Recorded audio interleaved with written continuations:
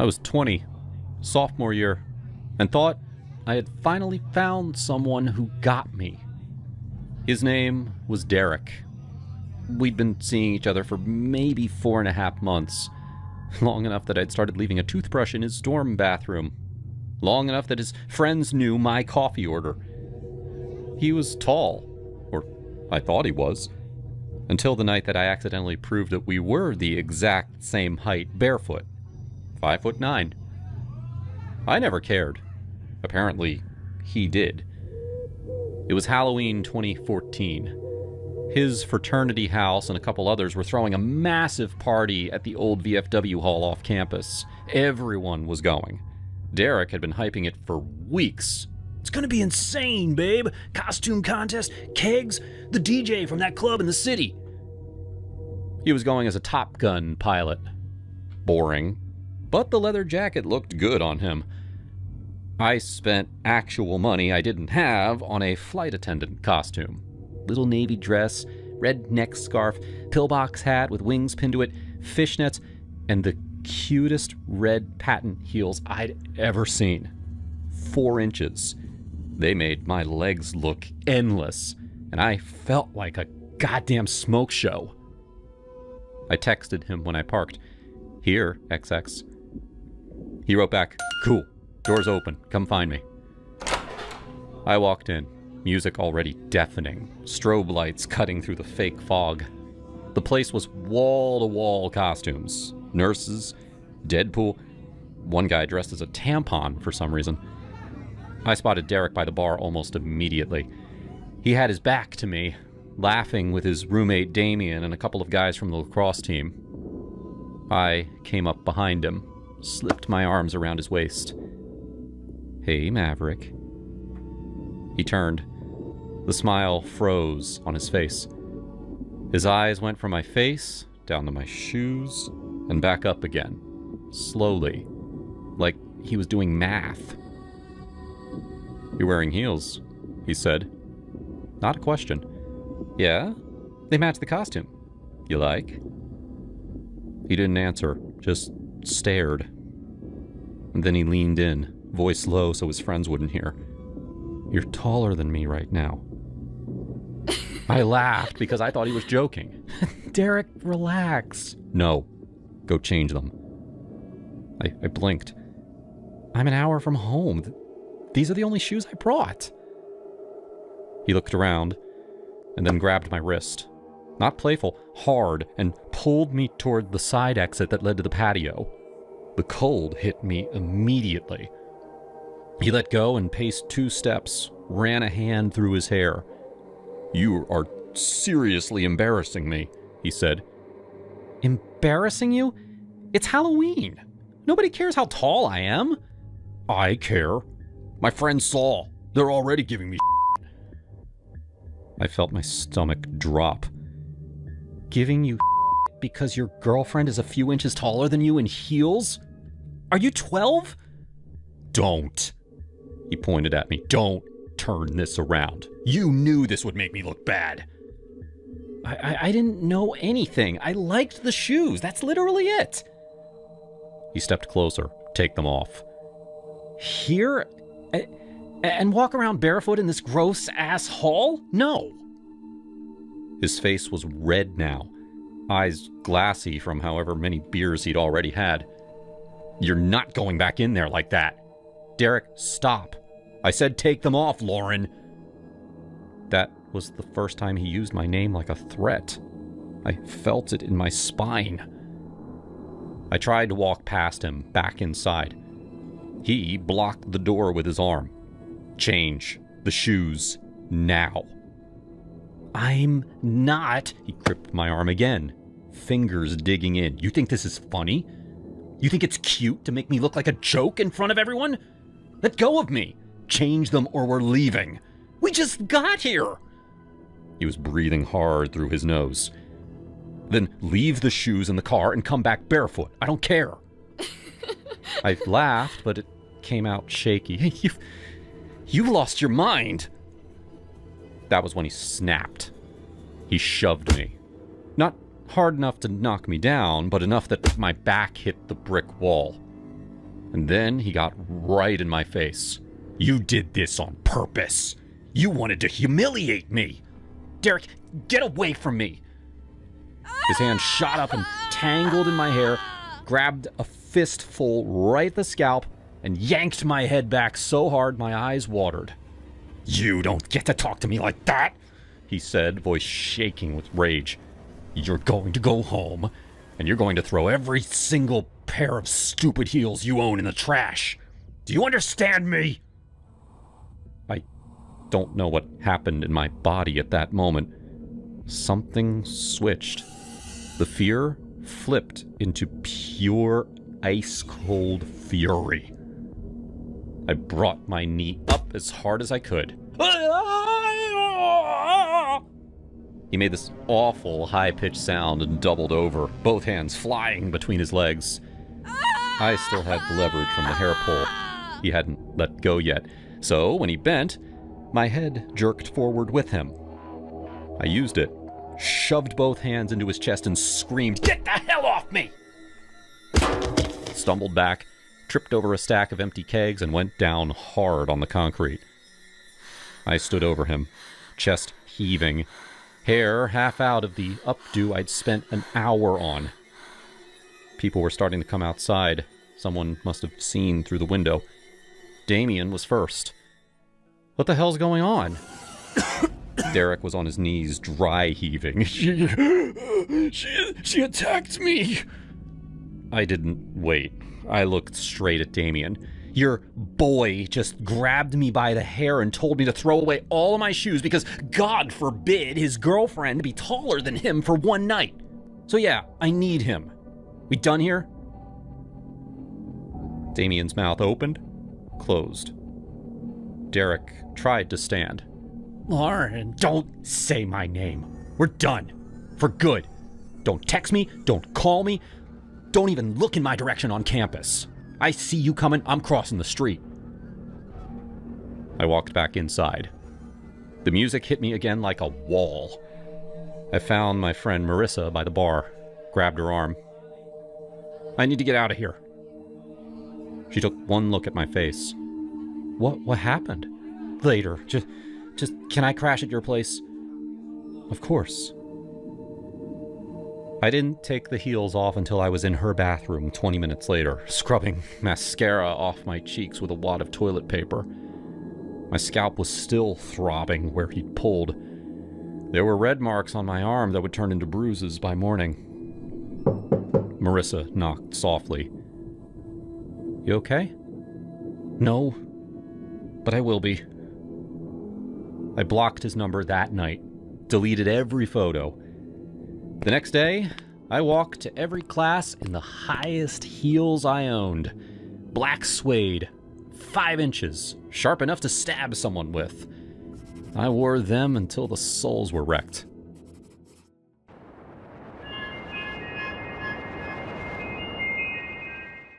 I still remember the exact moment that I knew Jake was never going to let me breathe.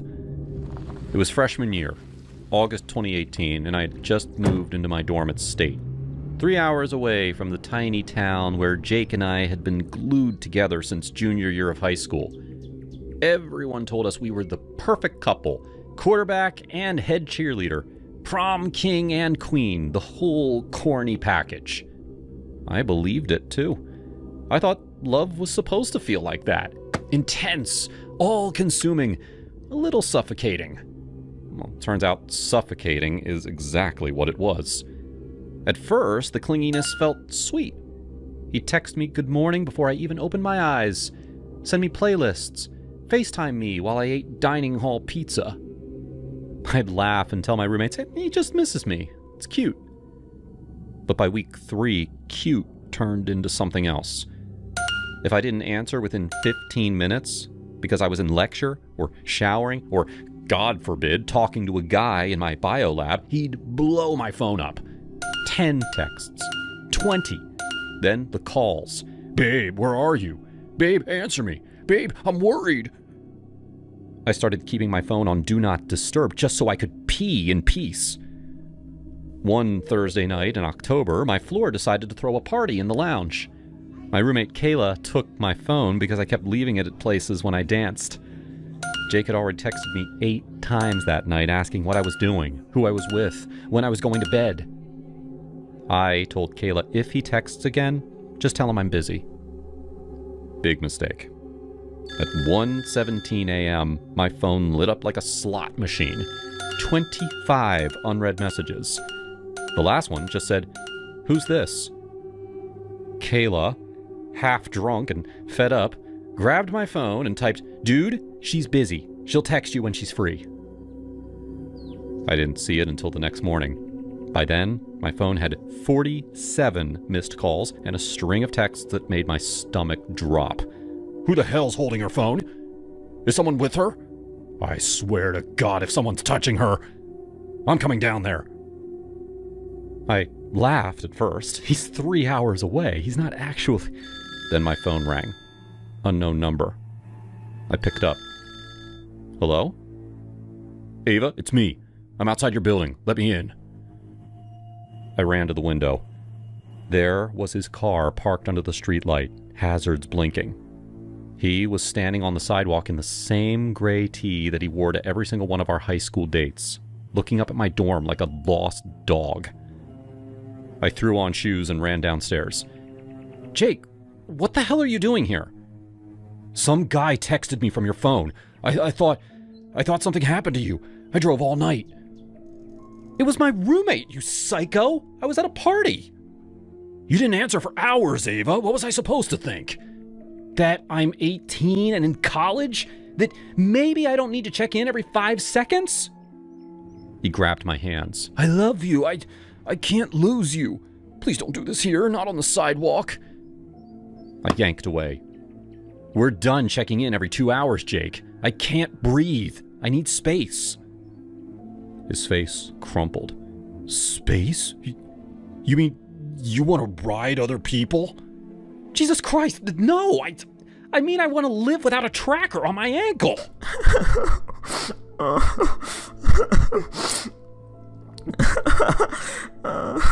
And then he turned and ran. Not toward his car, toward the baseball fields behind the dorms. I stood there frozen for half a second, and then I sprinted after him. Jake, stop! He was already halfway up the backstop, the tall chain-link fence behind home plate that has to be 30 feet high. He climbed like a monkey, sneakers slipping, tears flying off his face. Jake, get down! No! He screamed from the top, legs dangling over the edge. If you don't want me, what's the point? Stop it! You're scaring me! Good, you should be scared. You're throwing us away! People were starting to come out from the dorms, phones up, filming. Someone yelled, "Call 911!" I was shaking so hard I could barely speak. Jake, please come down. We'll talk. Just come down. Promise me. Promise me you'll give me another chance. I swallowed bile. I promise we'll talk. Just get down before you fall. He stared at me for a long second, snot running down his lip, and then started climbing down. The second his feet hit the dirt, he tried to kiss me. I shoved him off so hard he stumbled. No! I said talk, not this. God, Jake.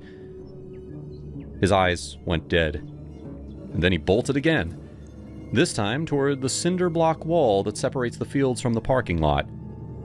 Before I could even move, he screamed and punched it with everything he had.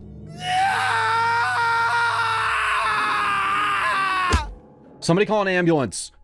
No, don't leave me, Ava, please, don't leave me here. I crouched next to him, trying not to puke at the angle that his fingers were bent. I'm not leaving you here, okay? We're going to the hospital. Can you stand? He nodded, tears and snot mixing.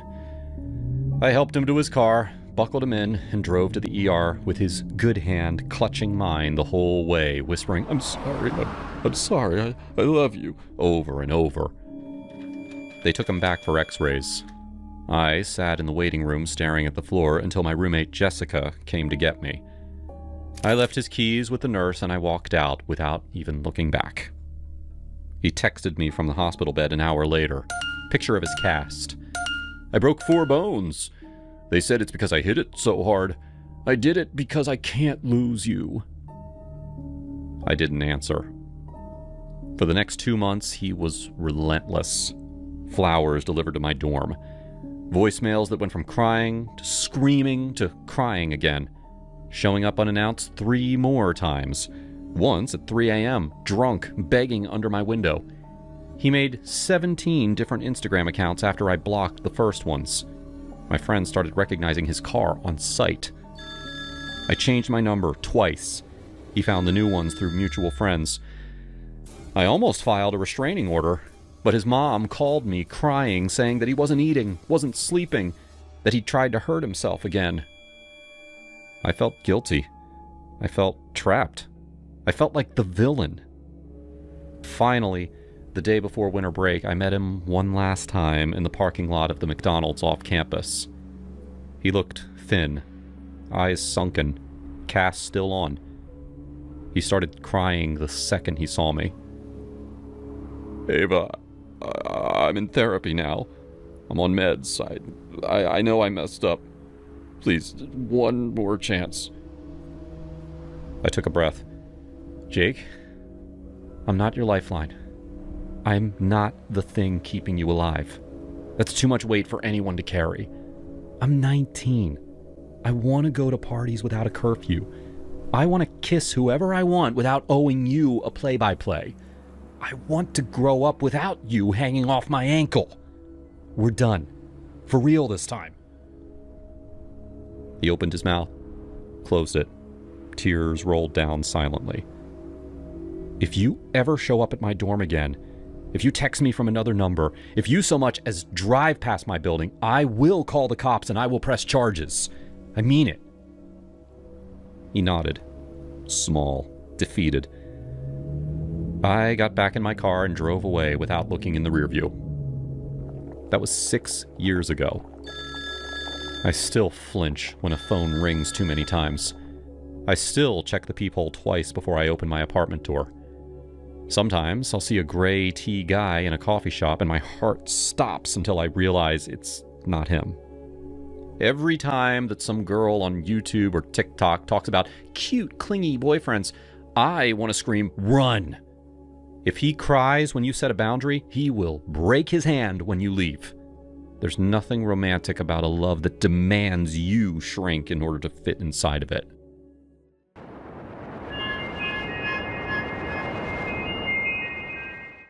I never understood the craze for the Labubu dolls. I thought they were kind of ugly and way too expensive, but everyone had them. I just saw them as the latest toy fad, like Beanie Babies or Cabbage Patch dolls. They'd be popular for a while, and then people would forget all about them. My boyfriend, Ben, however, thought that they were demonic. He was a smart, creative guy who wrote really elaborate mystery novels and loved playing strategy games. He seemed like the least likely person to believe in conspiracies. But somehow, he hated Labubus and freaked out whenever he saw one. We worked at the same company, and it really bothered him that some of our coworkers had Labubus in their cubicles. He didn't cause a scene or anything, but there were parts of the office that he actively avoided because he didn't want to see their little faces grinning at him. He never made a big deal about it in front of his coworkers. But when we were alone, that's all he talked about. Last September, our company had an anniversary party, and my supervisor, Lisa, gave everyone in my department Labubu keychains as a present. She made a big deal about solidarity and how it was important that everyone keeps the keychain so that we feel more like a team. I would have just left mine in a drawer somewhere, but considering that it meant so much to Lisa, and she had spent so much money, I clipped mine on my keys and hoped that Ben wouldn't notice. He did. Right away. You have to get rid of that thing! Burn it! I explained why it was important to keep it, but he didn't care. We got into one of our biggest fights as a couple, and it was all over a labubu. In the end, I didn't back down. I kept my keychain. I tried to warn you. That thing will only bring pain and misfortune. Just you watch. We didn't talk about it afterward. There was no point. Ben was being irrational and he wasn't going to change his mind. And then, bad things started to happen. First, it was a fire in our apartment. The stove somehow turned on by itself. Ben and I were watching TV in the living room at the time. We started choking on smoke. Ben ran into the kitchen and he saw our cabinets on fire. He busted out the fire extinguisher, so we didn't have too much damage. But afterwards, he turned to me with this horrified look. I told you bad things would happen. It didn't stop there. Important documents went missing. There was a crack on my mug, and I spilled coffee all over my company laptop. My chair leg broke in the middle of the workday. A week later, my coworker slipped down the stairs and shattered her ankle. I had to take over her duties while she recovered. I knew it was crazy, but I really started to believe Ben. I didn't think that there was any demonic energy involved, but I did believe in luck.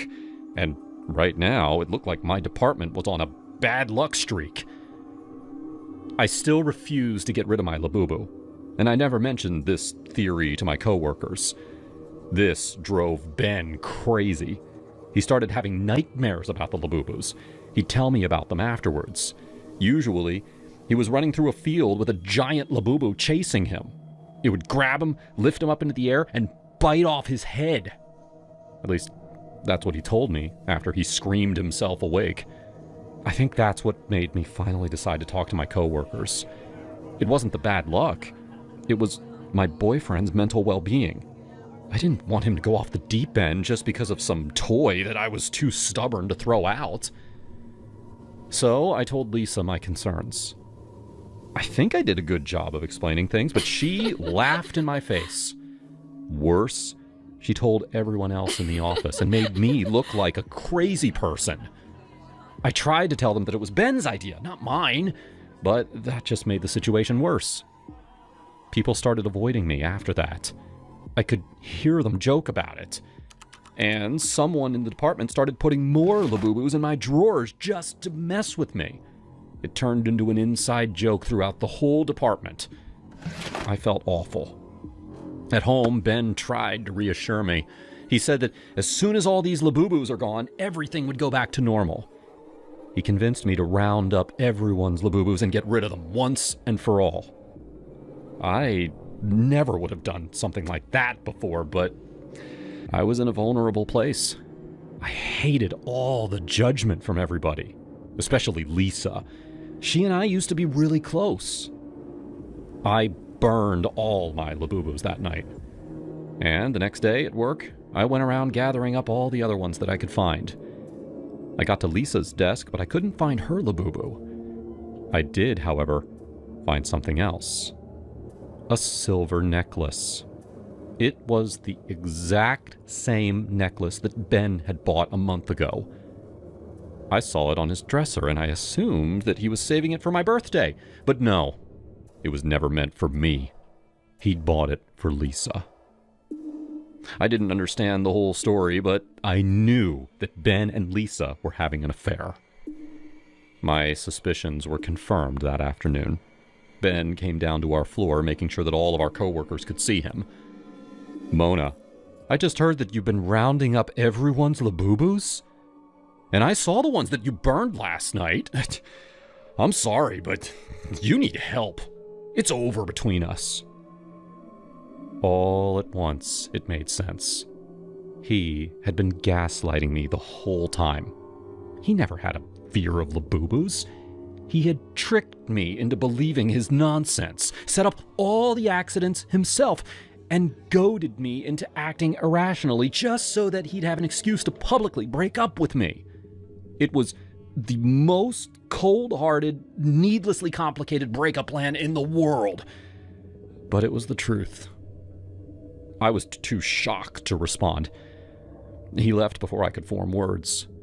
And to make things so much worse, Lisa called me into her office. She used my irrational behavior, and the fact that I had sneaked into her office, as an excuse to fire me. The boo-boos ruined my life. I didn't fight for my job. I had other opportunities, and I didn't see myself working alongside Lisa anymore. Well, I hope you two are happy together. I stormed off. A week later, I started working at a different company. Same pay, less toxicity. I moved into a new apartment with my former roommate and restarted my life. I was still angry at all the mind games, but looking back, the whole situation was pretty comical. Ben was a cheater and manipulator, but he was very creative, you gotta hand it to him. Plus, things tend to work out in the end. My coworker with a broken leg ended up suing the company for the accident. She tracked down security footage showing Ben wiping grease onto the stairs as part of his big plan. He got arrested. The company lost a lot of money in the lawsuit, and so they had to fire our whole department, including Lisa. So I guess justice wins out. When I heard the news, I went straight to a toy shop and bought a new Labubu. It's my good luck charm.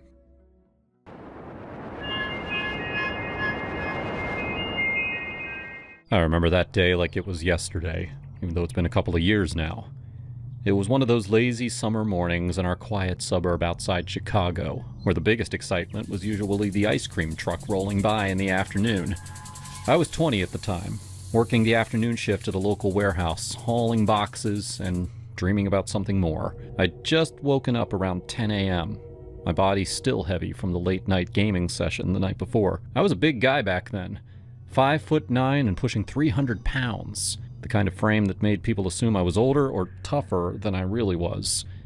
But inside, I was just a kid, shy around girls, especially the pretty ones. I'd never had much luck in that department. High school had been a blur of rejection and awkward crushes. I shuffled out of bed, grabbed the remote, and flopped back down to binge some Modern Family. The show's goofy humor was the perfect way to ease into the day. Phil Dunphy's antics always cracked me up. The house was empty. Dad was at work, Mom had errands to run, and my little sister was at summer camp. We lived in one of those old 2-story homes with creaky stairs and a back door that everyone used because the front one stuck half the time. It was peaceful, just me and the TV. About halfway through an episode, I heard the back door creak open. No big deal. Mom was probably back early from the grocery store. I didn't even pause the show. But then came the footsteps on the stairs, slow and deliberate, not like Mom's quick shuffle. I called out, "Mom? That you?" No answer. The hair on the back of my neck stood up a little, but I shrugged it off. Maybe she had her hands full. My bedroom door was ajar, and suddenly it pushed open wider. A head poked in, a woman's head, with long blonde hair cascading over one shoulder. She was stunning, like something out of a magazine. She froze when she saw me, her eyes widening in surprise. Is this the Thomas residence?" she asked, her voice smooth and a little breathless, like she'd been caught off guard. I blinked, my brain short-circuiting. Who the hell was this? No, I stammered, sitting up straighter on the bed. My room was a mess. Clothes on the floor, posters of video games on the walls. She giggled, a light, melodic sound that sent a weird thrill through me. "Oh my God, I'm so sorry. I must have the wrong house. My friend Rose lives around here, and I thought this was it. I'm such an idiot sometimes." She stepped fully into the room, closing the door behind her with a soft click. "You don't mind if I catch my breath for a sec? It's hot as hell out there." Now, I should have been weirded out, right? A stranger just walking into my house? But she was smiling at me, those eyes locking onto mine, and damn, she was gorgeous. No girl like that had ever looked at me twice, let alone talked to me. My heart was pounding. Sure, no problem. I'm Alex, by the way." "Hi, Alex. I'm Lisa," she replied, her smile widening as she sat down on the edge of the bed, close enough that I could smell her perfume. "What are you watching? Modern Family? I love this show. Claire's such a badass mom, don't you think? Always keeping everything together." Yeah, totally, I agreed, trying to sound casual. Phil's my favorite, though. The guy's a walking disaster, but in a good way. She laughed again, tossing her hair back. Oh, I get that. Life's full of disasters, right? Like me barging in here. But hey, maybe it's fate or something. She shifted closer, her knee brushing against mine. So, Alex, tell me about yourself. You live here with your family? You look like you could handle yourself. Big guy like you. I felt my face heat up. Was she flirting? No way. But she was leaning in, her hand lightly touching my arm as she spoke. Yeah, just me, Mom, Dad, and my sister. I'm working afternoons at a warehouse, saving up for college, maybe. Nothing exciting. Well, what about you? What do you do? Me? Oh, I'm a designer. Interior stuff mostly. I travel around, scoping out houses for inspiration. She glanced around my room, her eyes lingering on my gaming setup. This place has potential. You ever think about redecorating? I could give you some tips. We talked like that for what felt like forever, but it was probably only 10 minutes. She asked about my hobbies. I rambled about video games and how I wanted to design my own someday. She nodded, hanging on every word. That's so cool, Alex. Most guys your age are just chasing parties. You're different. I was mesmerized, my mind racing with possibilities. Was this really happening? This pretty woman in my bed interested in me? Tell me more. What's your dream girl like? Someone adventurous, maybe? Someone who knows what she wants? Yeah. Confident, funny, like you, I guess. She bit her lip, smiling. Flatterer. You know, Alex, you're cute when you're nervous. Makes me want to...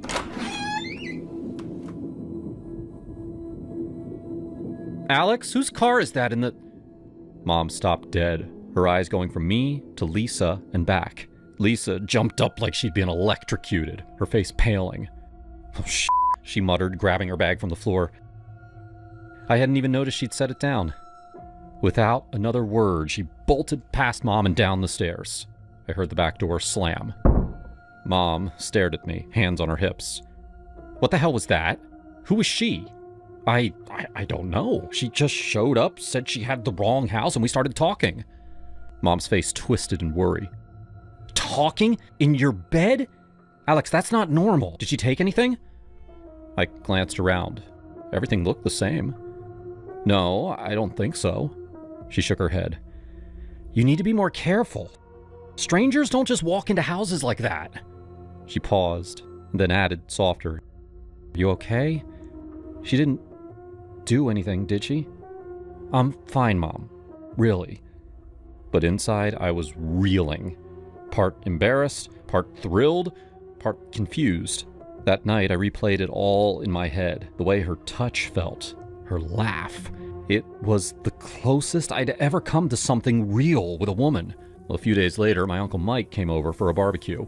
He was a veteran cop from the city.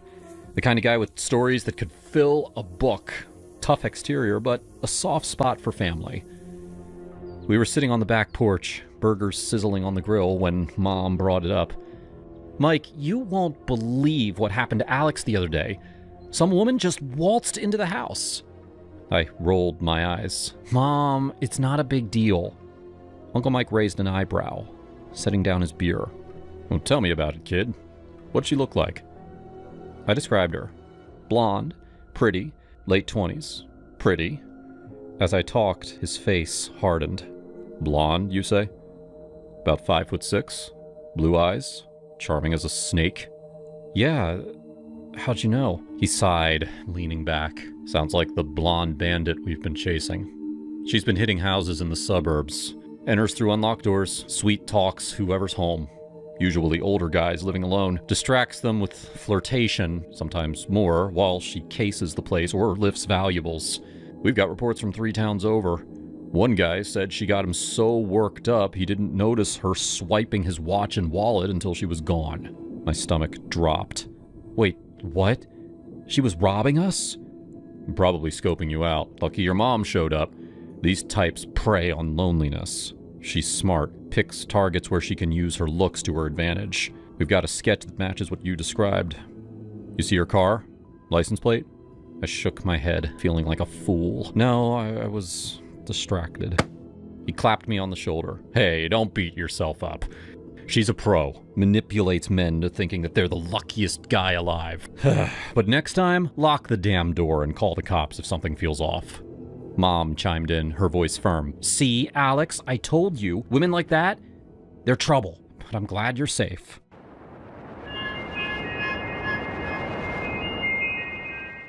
The superstar Ethan Blake died before I was born. But I knew about him. I knew so much about him that I idolized his entire life. I was just a kid when I was introduced to the glamorous, carefree, and all the other liberties of life a superstar like Ethan Blake could afford. It was like watching a movie, only that my mother would squeal a reminder every other minute that it was all real. It is easy to understand how Ethan Blake became my idol if you understood how much my mother lived for him. He had been everything to her in her younger years. He had appeal like no one else in his era did, and would sell out records on the same day as he released them. His fans, fanatic to the point of frenzied participation, just like my mother, were all over the world. From America to Australia, Africa, Europe, and Asia. A true global phenomena that many knew and loved. I suspect the love was so intense for Ethan Blake because these people had seen themselves in him. He had maintained an aura that had pulled them in and made them a part of his world. In a way, they felt they were him. Tragic things happen when a star drifts too close to the sun. The gods become jealous and snatch the light from its core. It was what happened with Ethan Blake. He died in a plane crash during a sold-out tour in Asia. My mother talks about it with such a somber air as the Pope would talk about the death of Christ. Every bit of joy sucked from her face, and the atmosphere would turn tense as she narrated the moment. Occasionally, she would drop her face into her palm to grieve him. I had gone through tapes of the incident myself, and I had just seen the same reaction from people when they found out he had died in a plane crash. Now, even though I was born years after he died, I was just as intrigued by the life that he lived, and the way that he chose to live it, that I did what many most have thought of, but none before me had done. Or maybe my mother did it first, because she named me Ethan Blake, just like the pop idol that so many people admired. But to mark the 30th occasion of his death, I underwent a surgical operation to bear his looks. I was a college grad at the time, and I had all of the hours in a day to think of an execution, whatever thought it was that had come up in my head. The Ethan Blake operation was one of my better ideas. My mom had been pleased with the outcome of the surgery, and she had even burst into tears when she saw me, telling me just how much like Ethan Blake she thought I looked. It was the highlight of that surgery. Sheer horror awaited me weeks after I had the surgery. The thrill had subsided after a while, and I had gotten used to being identified in public by people way older than me as Ethan Blake. It was not unusual that they would walk up to me and try to touch my face to see if I was real. But the worst incident was on that lonely, dreadful night. The bustle of the road had been buried by a passing storm that had made the roads wet, leaving a slippery, vacant expanse of travel road for me on my way home. I had driven home with this innocence of mind and no expectations of drama. I had just turned into the driveway and put my car into park when I noticed her in my back seat. I was beyond mortified by her horrible look. Her skin was as pale as the moon in a stark, dreary night. Her eyes carried the shadows of her forehead, sunken holes on her face that provided no windows into her soul. Her lips were chapped, dried by the elements, and her hair appeared to have been messed with during the episode of a fight. Her cold demeanor filled the car, and I noticed that the reason that I had just seen her when I was in my driveway was because she had been laying down the entire time. My lips trembled, as did my hands. The air between us was fragile, tossed about with deliberate care so that neither of us could break it without the other's consent. The rear view mirror was our means of communication.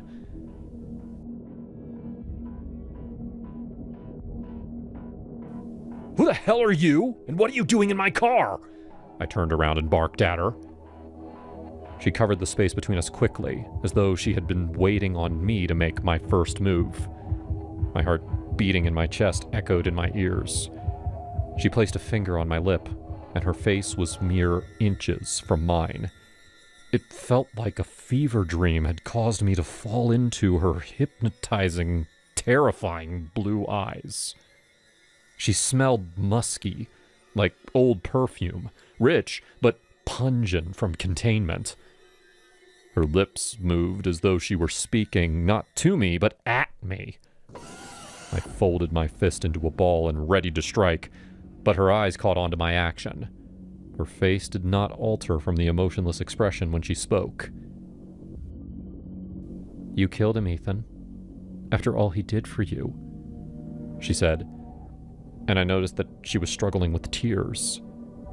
I was puzzled. I hadn't killed anybody. As I stared into her eyes and lost myself in the grief-stricken motion of her pupils, I had a sense I was in danger. But she was quicker. She retrieved a knife and stabbed it towards my neck to finish me off. I threw my hands up instinctively, and the blade ate into my arm.